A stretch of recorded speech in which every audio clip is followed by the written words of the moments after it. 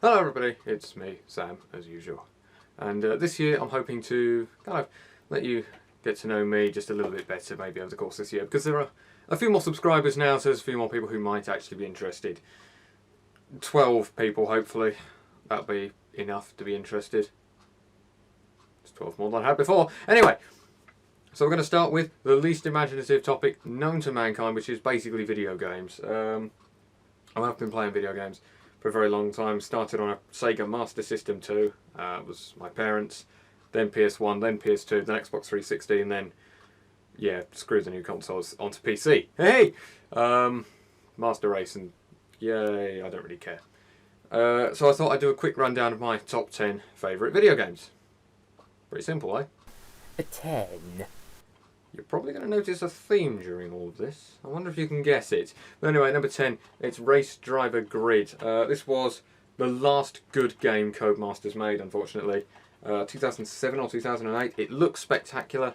The cars drive amazing. It's got a great selection of circuits and cars and drives. The AI is superb. The best circuit racing game AI I've ever seen. Absolutely amazing. The battles you can have on this. I've done entire championships where I don't think I had a winning margin more than half a second. It is spectacularly good. Yes, there's rubber banding. Yes, it's very obvious, but it's still done in a way that makes it absolutely perfect. A 9. I tell a lie. It wasn't Codemasters' last good game, because there was one more after it. At number 9, Dirt 3. The best rally game, I think. It's not the bit pure rally game, because that would be the early Colin McRae rallies.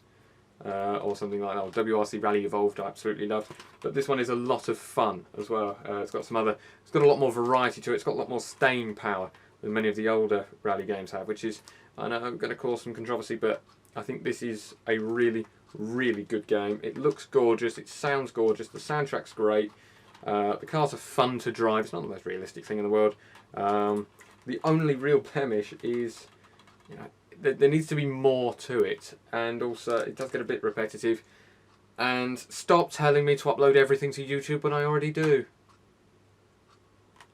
I do have a collection of Dirt 3 videos if you want to look.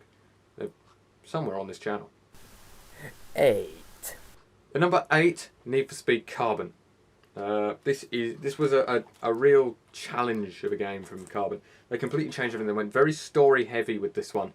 So all new story and everything, and a completely new way of beating bosses and progressing in the game with crews and abilities and things. And it was a bit, I still don't know why it's 12 plus for violence, but whatever. A really interesting game. Wasn't the, I mean, the drifting was terrible and the boss battles were hopeless. But other than that, it was a really, really solid Need for Speed. And God, I love Need for Speed games, and this is one of the best. One of the best. A 7. At number 7, Saints Row 4, the first sandbox we've come to. I know why people hate it. I can see why people don't like it.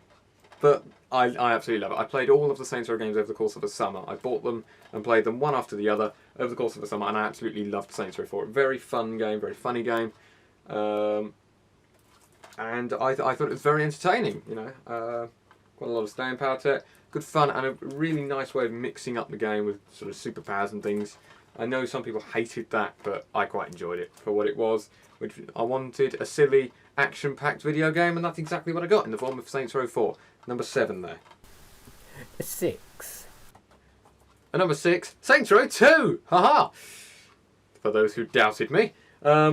Best Saints Row game. I think everybody agrees, and I think this is the best sandbox game ever made. A lot of fun.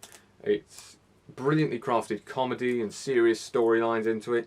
The map is great. There's some good characters in it. The plot's fantastic. It feels good. It sounds great. The soundtrack is superb. And it is a lot of fun to play. And I'm still playing it now. I still haven't completed this game. I have pretty much 100%ed this one, but this one I'm still going on it. I'll finish it eventually. Finished all the story and everything, but still got to finish all the activities. Great fun. A lot of fun this game. Absolutely love it. A 5. At number 5, the oldest game on this list. It's PS1. It's 2001. It's Worms World Party. This is one of the first games I absolutely fell in love with. Such a good game. This was when Worms was still 2D, and I think Worms hasn't been so good since it went to 3D. But I mean, concrete donkeys, bazookas, holy hand grenades, it's all in here. Just exploding stuff. Nobody really cares about the main game mode. You just set up a game, blow stuff to smithereens, and that was quite good for me. Hilarious, brilliant, fantastic, amazing. Go and get it if you haven't already. Stunning. Simply stunning. 4. At number 4, a game not many people would actually include in their list. Outrun 2006 Coast to Coast.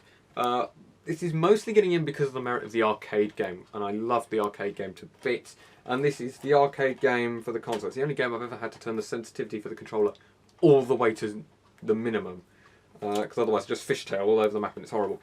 This is great. It's the most cheerful, happy, joyous game I've played in a very long time. I love the arcade version. I love the console version. More! I want more like this. Sega, stop making crap and make more Outrun games, because this is fantastic. More! 3.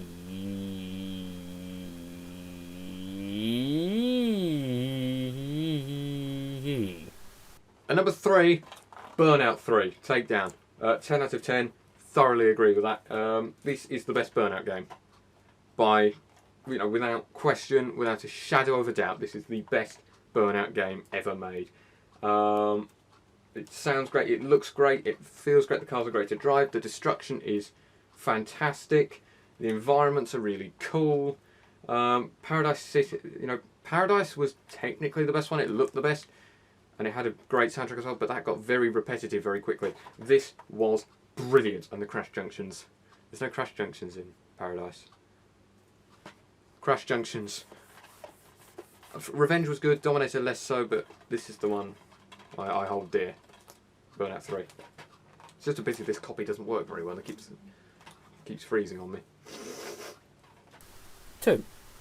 At number 2, back to Need for Speed Underground 2, the first game I think I spent actual money on for my PS2. I got 2 games with it, and then I went out and bought this one, and I think this was probably the thing that really got me into cars. Yeah, it's got a lot to answer for, this game. God, it's great. The city is superb. The cars in it are great. The customization has not been beaten by a video game before or since. And that's including your midnight clubs, other Need for Speeds. This is the best at that. The cars feel great, they sound great, the soundtrack I still listen to. It's almost perfect. The plot's a bit thin at times, and I don't know. That's about it, really. No cops, I suppose. It's the only things I can think of. I mean, a 99% this game. 0.99999. It's that good. That good. At number 1. Which means, of course, there's one game that is 100%, and I wouldn't change a single thing on it. It's Need for Speed Most Wanted. The remake of this was so bad. So terribly bad. It was awful. But this is my favourite video game of all time. It sounds great. It looks great. The looks still hold up today. The cars feel even better than Underground 2. They sound even better than Underground 2. The customization is 90% of what Underground 2 could manage. And the police chases, you think, if you've never played one of these sort of 2004 to 2006 Need for Speeds, and you say GTA's police chases are good, you don't know what you're talking about. This is incredible. Absolutely incredible. It's on another planet. There's a great story to it as well, and Need for Speed can do stories, it just chooses not to most of the time. And this is a reminder of when EA made fantastic games. It was silly, it was over the top, and it kind of enjoyed doing that. And this is the #1 video game of all time. Ever. So what are your top 10 video games? Give us a list. Why not? Of your top 10. In the comments, I'll be sure to read them all. I may not respond to all of them, but I will read them all. Thank you very much for watching. Like if you enjoyed. subscribe so you don't miss any future ones, and I'll probably, I don't know really, go and play the Robot Wars video game, because Robot Wars is coming back. Did you hear? I did.